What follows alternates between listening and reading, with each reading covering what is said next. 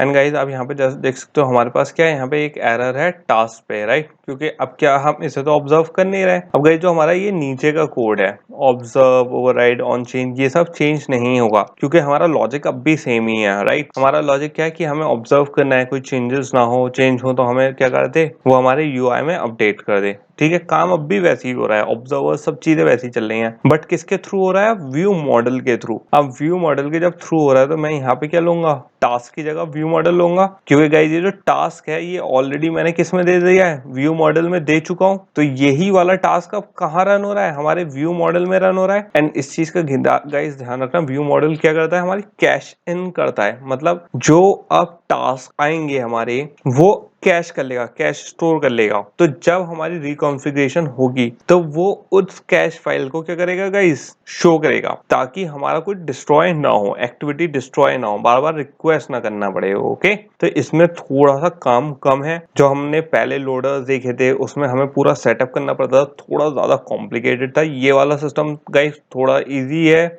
And जो हमारा main view model है, सारा वर्किंग जो देख रहा है अंडर द हुड, वो कौन देख रहा है, हमारा मेन व्यू मॉडल देख रहा है। हम सिंपल क्या कर रहे हैं, उसे इंप्लीमेंट कर रहे हैं, हम उसकी फंक्शनैलिटी यूज कर रहे हैं। तो यहाँ पे क्या इंप्लीमेंट करना है, मुझे व्यू मॉडल इंप्लीमेंट करना है, और कौन सा, जो हमारी टास्क है व्यू मॉडल का वो इंप्लीमेंट करना है। और सिंपल गाइज मैंने यहाँ पे क्या कर लिया, व्यू मॉडल के जितने टास्क हैं उन्हें ऑब्जर्व करना है। तो इसका लॉजिक क्या हुआ कि अब अगर हमारे टास्क में कोई चेंज होगा तो वो कहाँ से चेंज होगा गाइस, बेसिकली हमारे व्यू मॉडल में चेंज होगा। तो अब भी लॉजिक हमारा सेम है एंड बिल्कुल सही वर्क करेगा, कोई इशू नहीं है। और अब एक चीज और गाइस, यहाँ पे हमारा ये सब तो लॉजिक तो सेट हो गया, ठीक है, व्यू मॉडल में पूरा हमारा लॉजिक आ रहा है, सब कुछ हो रहा है, हमने उसे ऑब्जर्व पे भी लगा दिया, कोई इशू नहीं है अब। लेकिन अब एक चीज और, ये जो हमारा मेथड था रिट्रीव टास्क, पहले इसका नाम हमने रिट्रीव टास्क क्यों लिखा था, क्योंकि ये रिट्रीव कर रहा था टास्क को। अब इसका काम रिट्रीव टास्क नहीं बचा, अभी क्या है, व्यू मॉडल के लिए वर्क कर रहा है। तो इसको क्या करते हैं, रिफैक्टर कर लेते हैं। तो आप इसे सिंपल सिलेक्ट करके यहाँ पे क्या करोगे, आप रिफैक्टर पे क्लिक कर दोगे। रिफैक्टर पे सिंपल हम क्या करेंगे, इसे रीनेम कर देंगे गाइस। एंड रीनेम क्या करते हैं, इसे सेटअप व्यू मॉडल। तो यहाँ पे क्या हो गया गाइज, मेरा यहाँ पे चेंज हो चुका है, तो ये रिफैक्टर हो गया हमारा। एंड बेसिकली गाइज अब जो आप देख सकते हो, जैसे मैंने यहाँ पे सेटअप व्यू मॉडल चेंज कर रिफैक्टर करा, सारी जगह हमारा जो सेटअप व्यू मॉडल था वो क्या हो गया, चेंज हो गया है, राइट। सिर्फ एक ही जगह था ऑन क्रिएट में, वहां पे हमारा चेंज हो गया है। तो गाइज यहाँ पे अब हमने सेटअप व्यू मॉडल क्यों करा, क्योंकि यहाँ पे मेन व्यू मॉडल सेटअप कर रहे हैं हम। तो गाइज यहाँ पे हमारा लॉजिक कंप्लीट हो चुका है, आप एक बार रन करके देख सकते हो, हमारे सारे लॉजिक यहाँ पे कंप्लीट हो चुके हैं। हमारा अब यहाँ पे कुछ नहीं बचा है, जैसा हमारा ऐप वर्क कर रहा था इस टाइम पे बिल्कुल वैसी ही वर्क करेगा गाइस, कोई डिफरेंस नहीं आएगा। बट हमारा मेन इशू क्या था कि जब हमारी कॉन्फ़िगरेशन चेंज होगी तो हमारी एक्टिविटी डिस्ट्रॉय हो रही थी, अब वो नहीं होगी गाइस। तो ये वाला हमारा सेटअप हो चुका है। एंड अब क्या चलते हैं, इस पे आगे चलते हैं गाइस, और चीजें देख लेते हैं कि कैसे कैसे वर्क करेंगी। तो गाइस यहाँ पे एक बार हमने एमुलेटर चला के देख लिया है, राइट। एंड यहाँ पे क्या आ गया, मेरा डिलीवरी का एक टास्क आ चुका है सिंपल। अब यहाँ पे देख लेते हैं हमारी सारी चीजें वैसे ही वर्क करें, इंटेंडेड जैसे हैं। अब जैसे अगर मैं यहाँ पे कोई और टास्क कर दूँ रैंडम के नाम से, राइट, एंड इसकी एक प्रायोरिटी सेट करते हैं, ऐड करते हैं।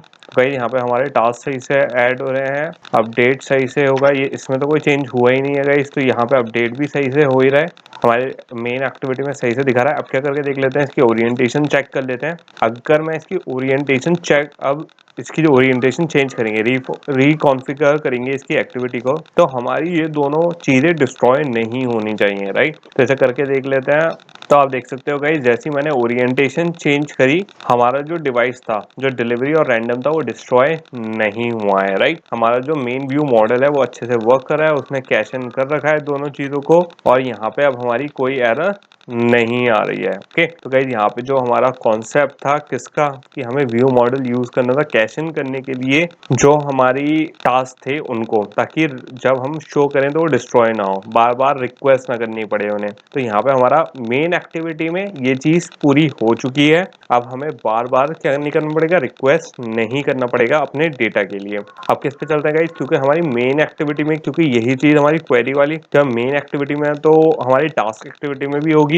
तो गाइस क्या करेंगे, अब उसमें भी इम्प्लीमेंट करेंगे एंड थोड़े और नए कॉन्सेप्ट देखेंगे इसमें। उसके बाद किस पे चलते हैं गाइस, आगे चलते हैं। ओके, एंड होपफुली यहाँ तक आप लोगों को कंफ्यूजन नहीं हुआ होगा कि व्यू मॉडल क्यों यूज कर रहे हैं, यहाँ पे क्या काम था, क्यों बार बार रीफैचिंग हो रही थी, एक्टिविटी रिक्रिएट होती होती हमारी ऑन क्रिएट में तो रीफैचिंग होती, इस वजह से हमने ये इंप्लीमेंट करा था। ओके, तो होपफुली सारे कॉन्सेप्ट यहाँ तक के क्लियर हो गए होंगे गाइस। अब सिंपल हम क्या करेंगे, इसे री इम्प्लीमेंट कर लेंगे एंड इसका यूज कर लेंगे।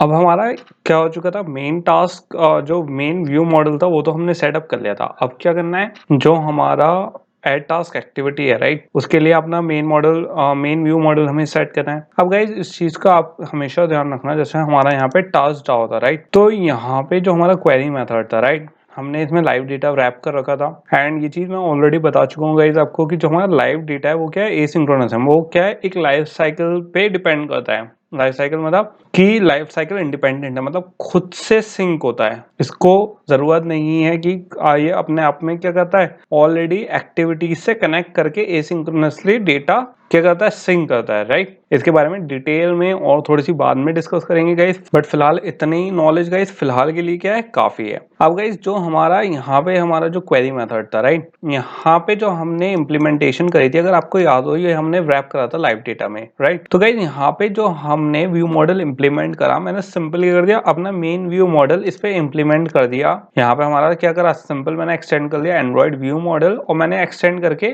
सिंपल अपनी मेन एक्टिविटी में इसको अपने व्यू जो इनिशिएट करना था इसे, वो किसके हेल्प से कर दिया, प्रोवाइडर की हेल्प से कर दिया राइट। अब गाइस यहाँ पे हमारा एक चेंज ये था, यहाँ पे हमारा पूरा का पूरी क्वेरी थी, यहाँ पे हमारा कोई पैरामीटर नहीं ले रहे थे। अब अगर गाइस आप इसमें आओगे हमारे लाइव डेटा में, इस वाले लाइव डेटा में, तो इसमें जो हमारा टास्क है ये क्या है, आईडी ले रहा है राइट। और इसमें क्या है, एक स्पेशल इंटीजर टाइप की क्या है, पैरामीटर है। इस आईडी के बेसिस पे ये क्या लेगा, फाइंड करेगा वैल्यू, और उसी के बेसिस पे हमें लाइव अपना जो व्यू मॉडल है वो इंप्लीमेंट करना है कि हमारा डेटा लॉस ना हो। अब गाइस जो हमारा मेन व्यू मॉडल था उसको तो हमने सिंपल इंप्लीमेंट कर दिया राइट, क्योंकि वो क्या है, एसिंक्रोनस है, हमें कोई टेंशन नहीं है क्योंकि उसमें हमें स्पेसिफिक पैरामीटर्स नहीं प्रोवाइड करवाने थे। लेकिन गाइस इसमें हमें क्या प्रोवाइड करना है, स्पेसिफिक पैरामीटर प्रोवाइड करवाना है। अब गाइस इस चीज का आप ध्यान रखना, मैंने आपको क्या कहा था कि इनिशियलाइज किसकी हेल्प से करते हैं, व्यू मॉडल प्रोवाइडर की हेल्प से करते हैं। और ये जो हमारा लाइफ साइकिल ओनर होता है, जो हमारी ये एक्टिविटी थी राइट,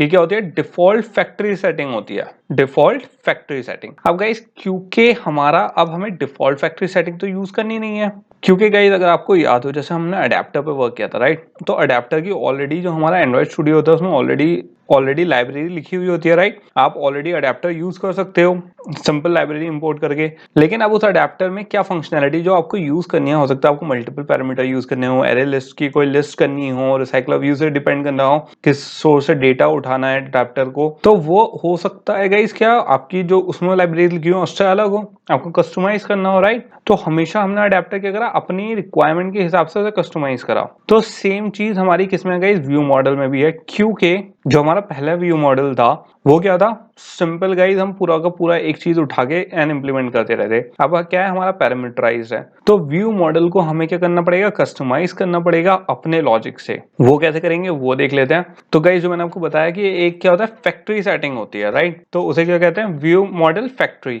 ओके सिंपल आप फैक्ट्री सेटिंग समझ लो। तो बेसिकली हमें वो चेंज करना है, क्यों, क्या पहले क्या आ गया, हमारा व्यू मॉडल आ गया, फिर प्रोवाइडर आ गया, फिर क्या आ गई हमारी फैक्ट्री सेटिंग्स आ गई।